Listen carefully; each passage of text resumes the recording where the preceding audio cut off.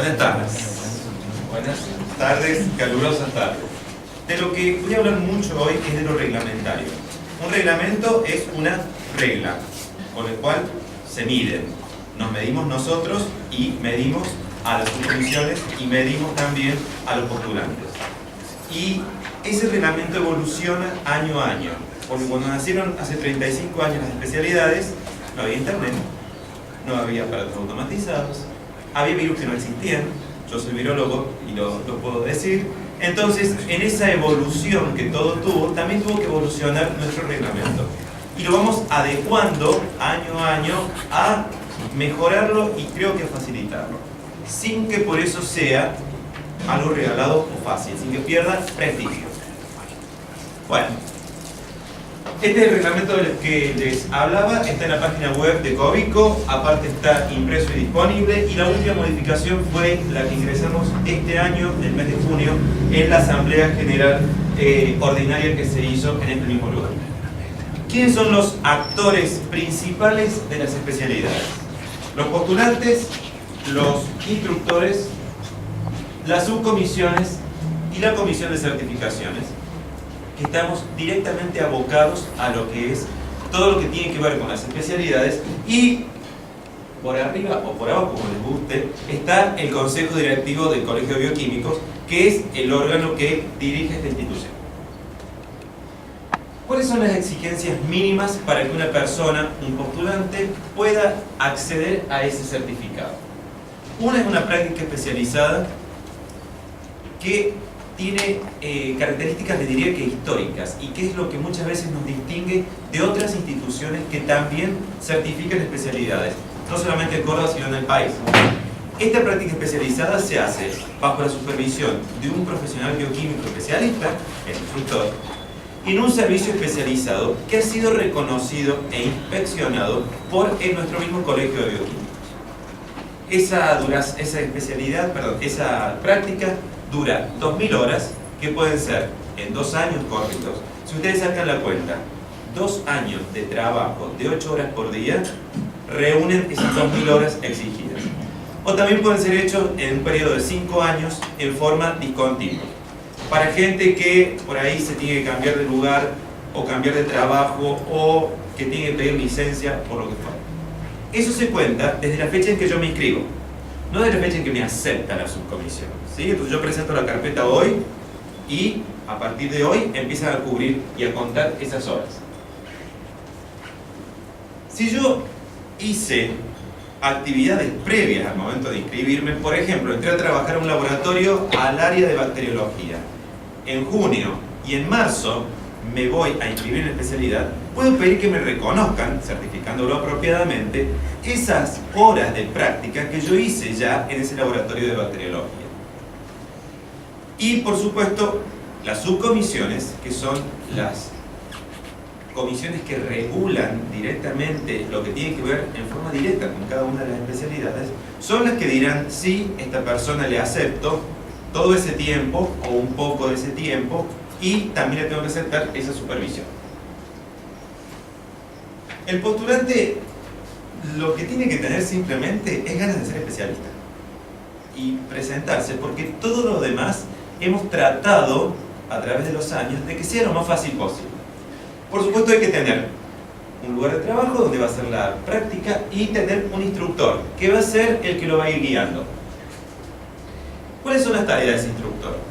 Uno es planificar y programar las actividades de formación teórico-prácticas, diciéndole para tu formación, y bueno, hay esta cantidad de cursos, esta oferta de cursos acá en el interior, en otras provincias, para que esa persona pueda ir de esa forma llevando esa guía.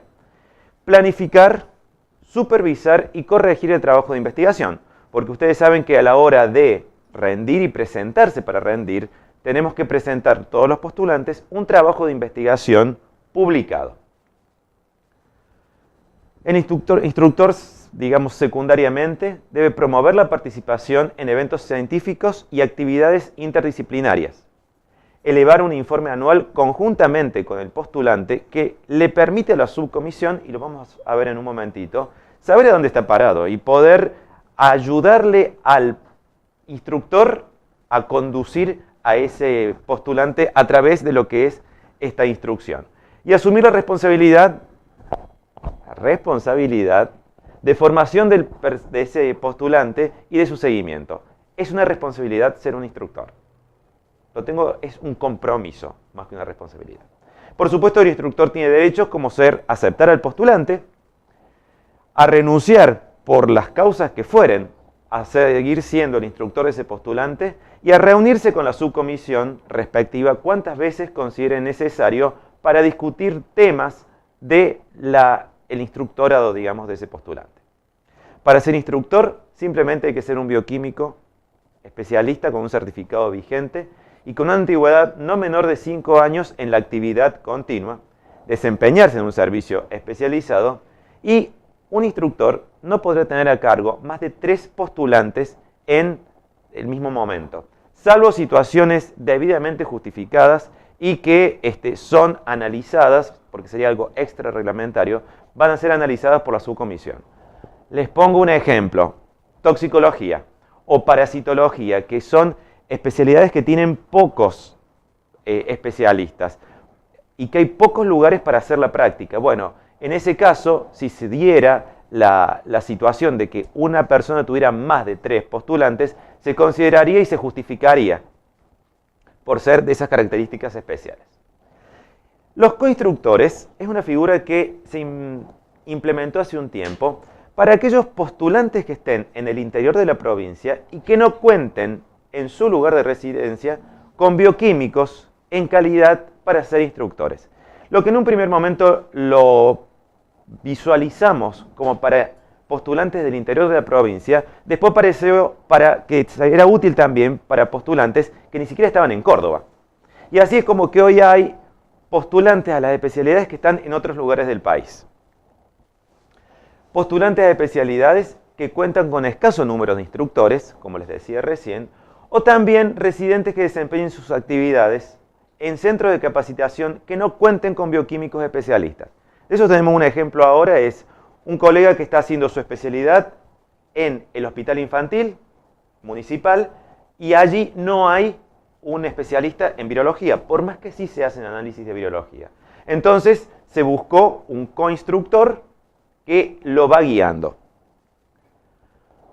Para ser coinstructor hay que poseer ese título de bioquímico, podrá excepcionalmente poseer otro título, piensen en un lugar a lo mejor en el interior, donde no hay otro bioquímico o donde es una clínica pequeñita que tiene un solo laboratorio. Bueno, un médico puede actuar como coinstructor, porque lo que hace ese coinstructor es certificar y asegurar de que el bioquímico en formación está yendo a trabajar todos los días y está haciendo los análisis para los cuales se está formando. Debe presentar una carpeta de antecedentes que será evaluada por la subcomisión respectiva y debe certificar una antigüedad no menor a 5 años de actividad continua en el área donde actuará como coinstructor. Las obligaciones del coinstructor son mantener una estrecha relación tanto con el instructor, que generalmente está en Córdoba, a los fines de planificar y programar las actividades a desarrollar con el postulante.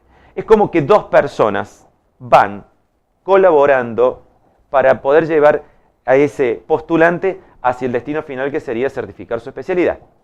También tiene que asumir la responsabilidad de formación del aspirante y elevar el informe anual conjuntamente con el postulante.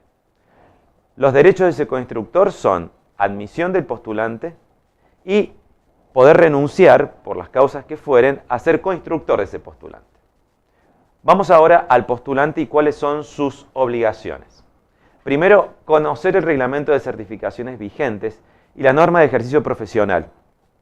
Ese reglamento, como les decía, está disponible en la página web de Covico y tiene unas cuantas páginas, pero yo creo que vale la pena leerlo, porque es con lo que me van a medir y con lo que yo voy a poder exigir a la hora que tenga que plantear algo.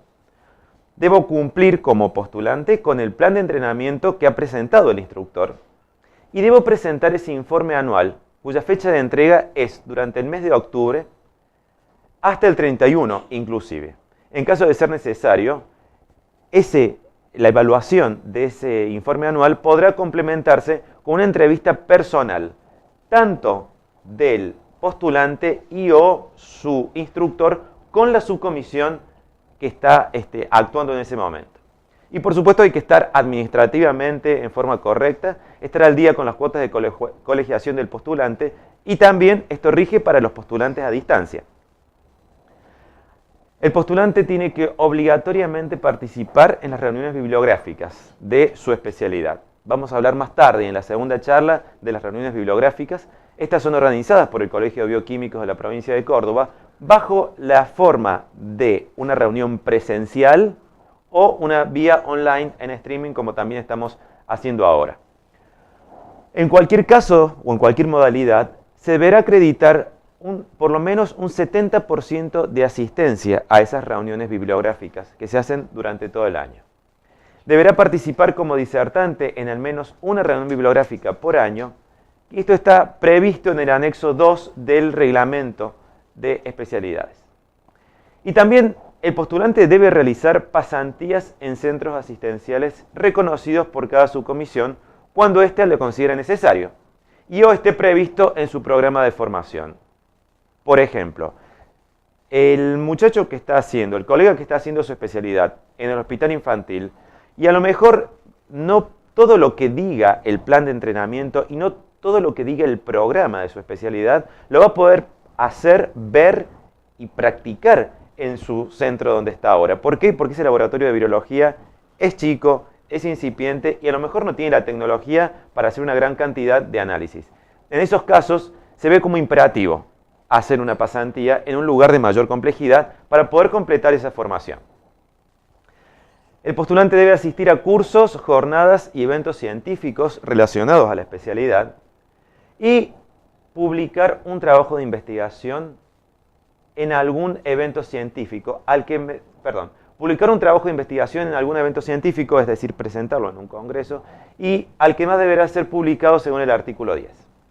En todos los casos, el postulante deberá conocer y cumplir las normas éticas vigentes para recolección y procesamiento de datos de pacientes y contar con el aval del Comité de Capacitación y Docencia e Investigación de la institución donde realiza el entrenamiento.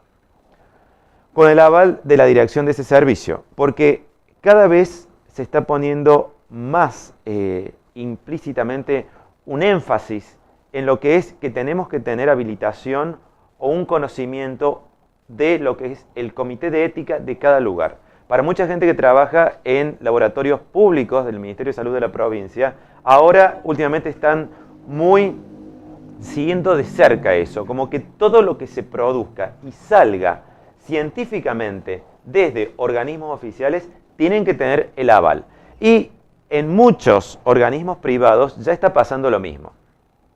Cuando yo lo quiero publicar a mis resultados, muchas publicaciones exigen que tengo que tener el aval del comité de ética, del comité de capacitación y docencia o del organismo que fuere para poder aceptar ese manuscrito. Bueno, por supuesto, si el postulante suspende o cancela su matrícula porque se fue a otro lado a vivir y desea continuar con la especialidad, deberá solicitar el cambio de su condición de postulante a ser un postulante a distancia y en cuyo caso deberá contar con un coinstructor. La subcomisión correspondiente evaluará los antecedentes y condiciones y se expedirá al respecto. Por supuesto, hay que informar al Colegio de Bioquímicos cualquier situación que afecte la formación y la continuidad de la formación, como así también un pedido de prórroga, una licencia o, en el caso de que no quiera seguir por las causas que fueran con su entrenamiento como especialista, pedir la baja de su postulación. Tenemos, aunque a ustedes les parezca raro, tenemos un número bajo, por suerte, de gente que les perdimos el rastro. Se fueron a vivir a otro lado, o se cambiaron de lugar, o estaban trabajando en un lugar y no trabajaron más, y no nos avisan y es imposible seguirlos. Vamos a la parte de los informes anuales. Los informes anuales se presentan, lo dice la palabra, todos los años, desde el 1 al 31 de octubre. Los presenta el postulante con la revisión y conformidad del instructor. Como instructores no podemos simplemente firmarlo. Tenemos que saber qué está escribiendo y qué está diciendo ese postulante que es nuestro. Porque es nuestra responsabilidad guiarlo a lo largo de su instructorado. Esos informes son revisados y evaluados por las subcomisiones correspondientes en base a una grilla del artículo 22. El artículo 22, les recomiendo que lo vean, dice perfectamente todas las actividades que tienen puntaje a la hora de evaluar una carpeta para alguien que se presenta con el objetivo de rendir su especialidad. Pero también me está diciendo implícitamente todas las cosas que yo puedo y tengo que hacer para llevar adelante mi formación. Esta es una herramienta útil, y se los decía hace un momento, para efectuar el seguimiento de la capacitación del postulante. Cada subcomisión va a evaluar los informes anuales contando con la grilla del artículo 22 y con el programa de la especialidad. Les pongo ejemplos que tuvimos. Gente que, por ejemplo, hizo su práctica en el Instituto de Virología de la universidad, donde en una época no se hacía análisis de hepatitis. Entonces, se le sugirió desde la subcomisión de virología, a la cual pertenezco, que esa persona tenía que buscarse, por supuesto se lo podemos sugerir, lugares donde se hicieran análisis de hepatitis, porque en el programa de virología hay un capítulo grande que es hepatitis virales. Y a la hora de ir a rendir el examen, va a haber una cantidad importante de preguntas sobre hepatitis virales. ¿Me entienden? Fantástico. Ese informe anual nos permite saber a dónde estamos parados, cuánto falta, en qué hacer hincapié, sugerir pasantías, actividades científicas, etc. Ahí le podemos decir, no se dejen estar con tal cosa, no se dejen estar con cursos, porque los cursos hay meses y años en los cuales no hay muchas ofertas de cursos. Entonces, de esa forma es como que ayudamos desde las subcomisiones al instructor y al postulante también. Y es una herramienta útil para hacer el seguimiento de la capacitación.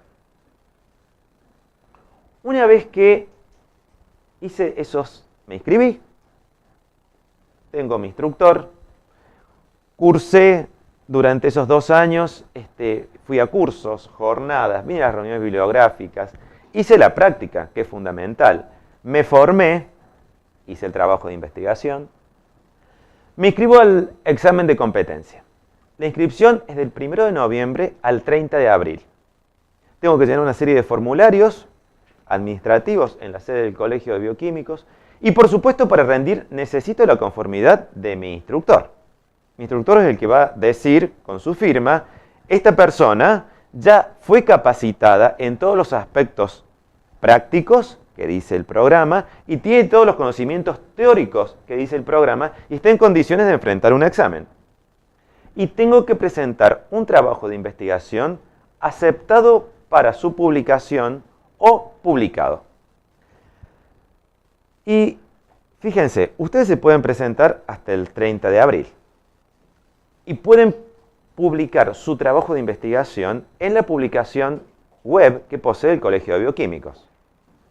Ahora, revisar un trabajo para ser publicado tiene su tiempo, porque lo revisan las subcomisiones y lo revisa un comité de redacción. Entonces, si ustedes vienen el 28 de abril y dicen el trabajo está acá y me quiero inscribir para rendir, lo más probable es que le digamos el trabajo no está publicado ni está revisado.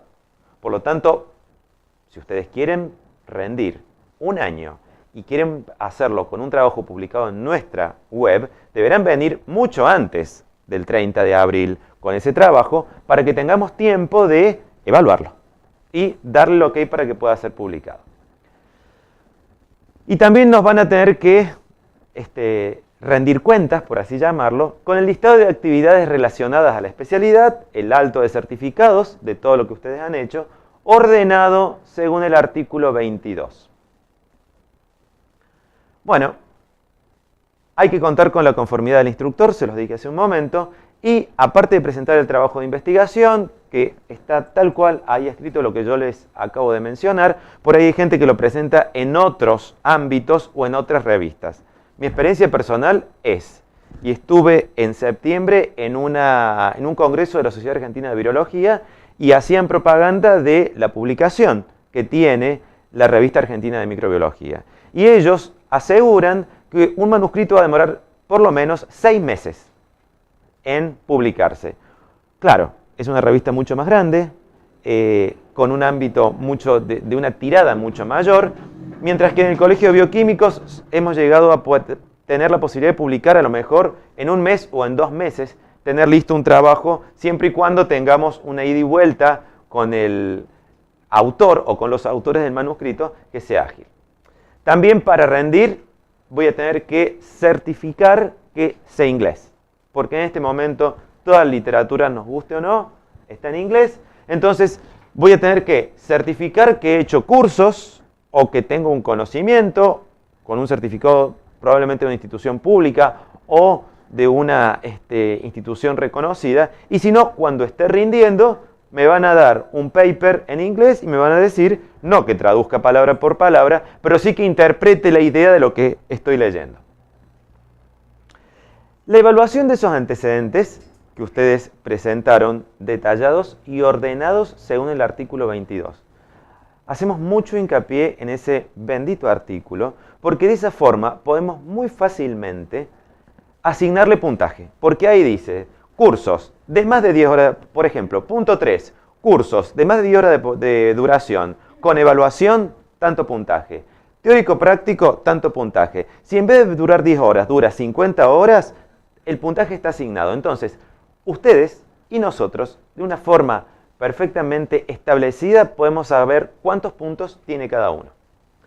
Esa evaluación de antecedentes la hacen los subcomisiones. Y ahora aprovecho para hablar de las subcomisiones. ¿Cuál es su función y cuáles son su funcionamiento, su objetivo y qué derechos y deberes tienen? La función principal de las subcomisiones es evaluar los antecedentes de los postulantes, también de los instructores y de los coinstructores, en un término no mayor a los 30 días a partir de la fecha en que se nos ha entregado la solicitud, y comunicar eso a la Comisión de Certificaciones, que es, digamos, el órgano que está por arriba de las subcomisiones y en la cual todas las subcomisiones están, o casi todas, están representadas. También tienen como función las subcomisiones asesorar a los postulantes e instructores sobre el entrenamiento a cumplir. También actúan como órgano de consulta y asesoramiento de la Comisión de Certificaciones para el reconocimiento de diversos lugares de entrenamiento. Las subcomisiones son en realidad lo que desde la Comisión de Certificaciones preguntamos a la gente de bacteriología que nos digan y que visiten un laboratorio y nos digan si ese laboratorio está en condiciones y tiene la envergadura suficiente como para que sirva de lugar de entrenamiento para un postulante. Y también tiene la función de contralor y de actualización permanente de los contenidos de la formación especializada. Las subcomisiones actualizan los programas. Le digo, en el caso de virología, que cada 2 años hay un virus nuevo, lo debemos incluir, y cooperar con el área de capacitación y docencia del Colegio de Bioquímicos en la sugerencia y organización de eventos vinculados, es decir, de cursos, de jornadas, de talleres vinculados a la especialidad. Las subcomisiones llevan un registro de la evolución de los postulantes y realizan sugerencias sobre el trayecto de la formación y evaluar los informes anuales. Las subcomisiones son las que nos dicen, porque conocen más a los postulantes, fíjate qué tal, este año no presentó el informe, fíjate qué tal, se le está venciendo el periodo de capacitación y debería pedir una prórroga, o fíjate que en tal le hemos perdido el rastro. Tienen que evaluar los antecedentes profesionales de postulantes para su certificación y los antecedentes profesionales de los especialistas que van a recertificar su certificado de especialista según el dichoso artículo 22. E informan estos resultados de las evaluaciones a la Comisión de Certificaciones. También las subcomisiones evalúan los trabajos de investigación o las revisiones bibliográficas que presentan los postulantes en un término no mayor a 30 días a partir de la fecha de recepción de los mismos. Tengan en cuenta que las subcomisiones trabajan en forma totalmente gratuita y lo hacen yo creo, de pura vocación para favorecer de que cada día haya más colegas especialistas. Los integrantes de las subcomisiones se reúnen al menos una vez por mes y dejan un registro. Tenemos un libro de actas donde dejamos registrado cada vez que nos juntamos de lo que hablamos y lo que resolvemos. Y también se puede ahí resolver, tener reuniones con a lo mejor la Comisión de Certificaciones. Y son las que evalúan las distintas comunicaciones que salen del Colegio de Bioquímicos hacia los postulantes. La evaluación de antecedentes, como les decía, la realizan las subcomisiones de cada especialidad, se expide antes del 30 de junio, para que aquel postulante que se presentó a rendir sepa si sus antecedentes son suficientes para poder acceder al examen de capacitación que es en el mes de agosto. Y por supuesto, una vez que se ha producido ese dictamen, se comunica rápidamente, antes del 15 de julio, a los postulantes si están en condiciones de rendir o no. Está a cargo de las subcomisiones de cada especialidad la evaluación de antecedentes.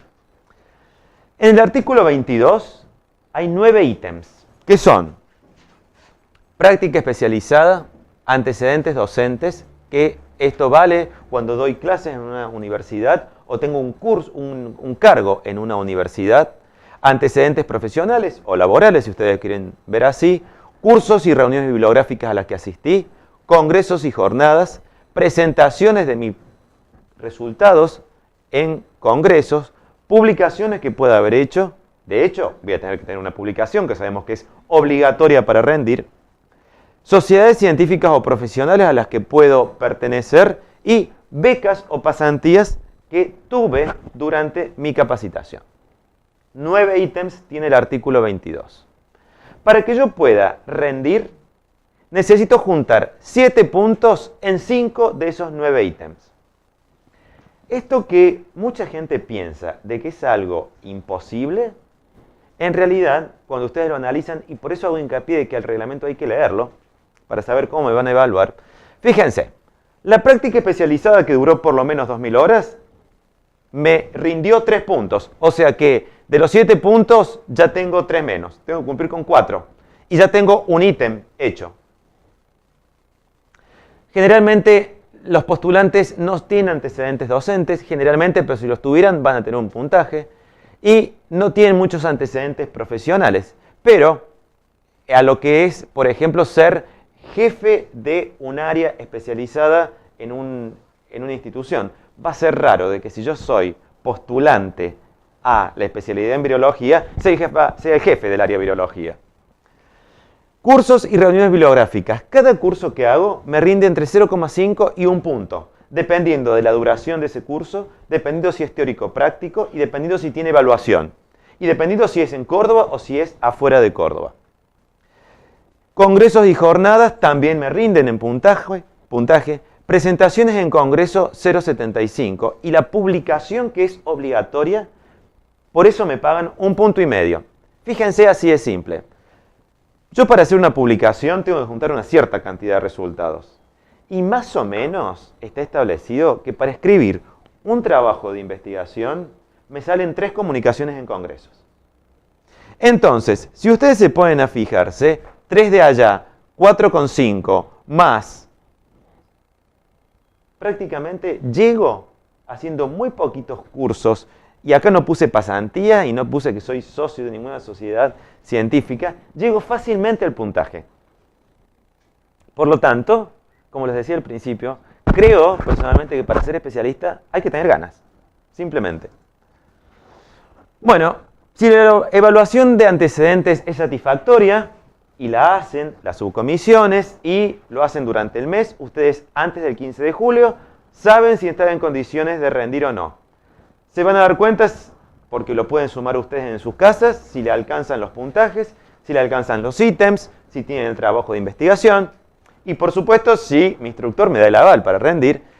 Si esa evaluación de antecedentes es satisfactoria, paso al examen de competencia que se toma a partir del mes de agosto. Si este examen es aprobado, se entrega el certificado de especialista que es válido por 5 años. Los exámenes que tomamos, por si alguno tiene, está esto también en el reglamento, son a preguntas múltiple choice, a desarrollo o mixtos, ¿sí?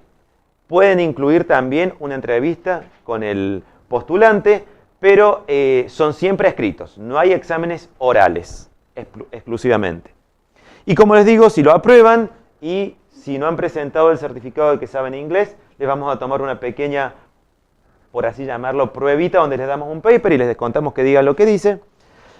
Y me van a dar un certificado válido por 5 años con un número de certificado que yo voy a poder poner en mi sello diciendo de que soy especialista y que una vez que lo haga lo voy a poder comunicar a los jefes del laboratorio donde estoy o al Ministerio de Salud Pública de la provincia de Córdoba o al Ministerio de Salud Pública del lugar de la Argentina donde esté o a los dueños del laboratorio, porque en muchísimos lugares hay y se reconoce monetariamente la especialidad. Si lamentablemente reprueban el examen, se comunica esto oficialmente al postulante dentro de los 10 días hábiles y lo que podrá hacer es presentarse a rendir al año siguiente. Durante ese año seguirá siendo postulante, es decir, seguirá concurriendo al lugar donde está haciendo su práctica, seguirá yendo a tareas de formación y podrá rendir al año siguiente. Si al año siguiente reprueba nuevamente, va a poder solicitar que se cambie el tribunal, como ocurre, me parece que en los concursos o como ocurre en muchas instancias.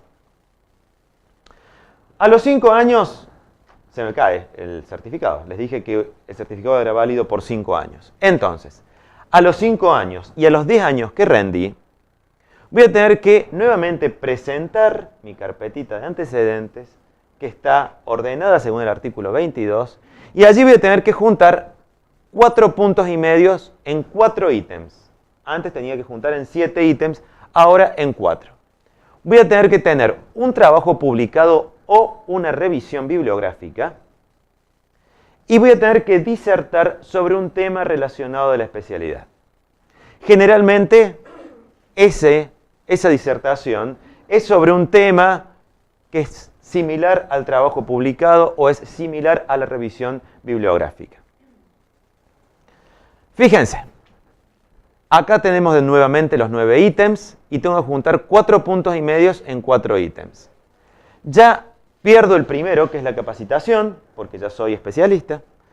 Antecedentes docentes va a tener la gente que tenga cargos en instituciones educativas de posgrado o de grado, como serían las universidades. Voy a juntar por antecedentes profesionales, es decir, por ir todos los días a trabajar a un lugar donde se haga virología, en mi caso, ya tengo 2 puntos de los 4 y medio que me hacen falta. 50% terminado. Si tengo un trabajo para publicar, 1 punto y medio, 3 y medio. Estoy a un paso. ¿Cómo en 5 años no voy a haber ido a 2 congresos, hecho una presentación en un congreso, asistir a las reuniones bibliográficas o a los cursos, que muchos de esos se dan acá en el Colegio de Bioquímicos? A lo mejor soy miembro de una sociedad científica. Entonces, creo que así como para ser especialista hace falta tener ganas, para renovar la especialidad simplemente hace falta tener ganas y ponerse en la cabeza de que si de acá a 5 años me van a evaluar nuevamente, y bueno, mínimamente voy a tener que hacer 2 congresos, 3 cursos.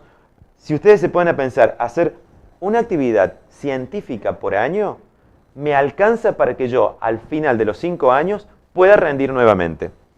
Lo cual, desde el punto de vista formativo, y me parece que es totalmente necesario. O sea, si yo no hubiera ido a la reunión de la Sociedad Argentina de Virología, que fue hace 2 meses, no me hubiera enterado cuál es lo último que hay en SICA de una persona que vino a hablar que trajo reportes de hace 15 días. ¿Me entienden? Entonces, no hay que ver a las actividades formativas como una obligación con la cual tengo que cumplir, sino como un medio que tengo para formarme y para capacitarme. A los 15 años de que tuve mi primer certificado de especialista, a los 20 y a los 25, porque siempre ese certificado va a durar 5 años, presento antecedentes y tengo que juntar 4 puntos y medios en 4 ítems. Ya no necesito el trabajo publicado ni la revisión bibliográfica y tampoco necesito la disertación sobre ese tema de la especialidad. O sea, que a partir de los 15 años que rendí mi primer examen, la cosa se hace más fácil todavía. Porque ya no tengo que preocuparme en escribir, pero muchas veces ya me preocupo en revisar. ¿Por qué? Porque la mayoría de nuestros especialistas a los 15 años ya tienen un postulante. Y ya pasan a ser coautores del trabajo que haga ese postulante. O sea que implícitamente se me hace más fácil todavía juntar ese puntaje. Bueno, esto es repetir lo que les decía hace un momento. Acá va a estar implícito y está metido, no me acuerdo en cuál de estos ítems, ser instructor de un postulante. ¿En el primero? Bien, gracias. Y es recomendable para todo especialista atravesar la experiencia de ser instructor, ¿sí? Porque me parece que enriquece y nos da la otra cara de cuando fuimos postulantes de cómo ser especialistas. Y es también una excelente forma de decir apoyo a lo que a mí hice una vez y tuve la suerte de tener un instructor, porque los instructores ustedes saben que tampoco les pagan. El instructor lo hace por amor al arte. Entonces me parece que es algo, digamos, de buena persona contribuir con el sistema y contribuir con el programa de especialidades del Colegio de Bioquímicos siendo instructores. En este momento, estas son cifras de este año, tenemos en toda la provincia sobre, no me acuerdo cuántos especialistas, cuántos matriculados, creo que son 3.500 matriculados. Tenemos 311 especialistas, 12 de los cuales, que es el 4%, residen en otras provincias. Están en el interior de Córdoba 67 especialistas, que son el 21,5%, y el 75% de los especialistas están y residen en la ciudad de Córdoba. Hay 20 especialidades vigentes y están acá, ¿cómo están distribuidos? Bacteriología siempre son los que ganan, que son el 27% de todos. Ahí nomás le siguen química clínica, que a pesar de ser una de las especialidades más nuevas, son las que más especialistas tienen. Y a partir está inmunología, hemato, endocrinología, hemostasia. Fíjense, de hematología y banco de sangre hay muy poquitos. Citología tiene unos cuantos. Bromatología es una especialidad que viene creciendo cada vez más debido a que los bioquímicos cada vez tenemos más injerencia en lo que es la bromatología. Nefrología y medio interno también es algo importante. ¿Y los virólogos dónde estamos, che? Allá estamos los virólogos. Somos pocos. Y estos son los postulantes actuales. Hay 77 postulantes. Creo que es un número, a alguno le podría parecer bajo, pero yo creo que es formidable. Porque si hay 300 especialistas, que haya 70, que son casi un 30%, es un excelente número. Y bueno, bacteriología siguen ganando, pero se la disputa con química clínica, que ahora tienen 15. Nefrología son otros los que tienen mucho, inmunología tiene muchos, y las otras tienen menos, pero están presentes.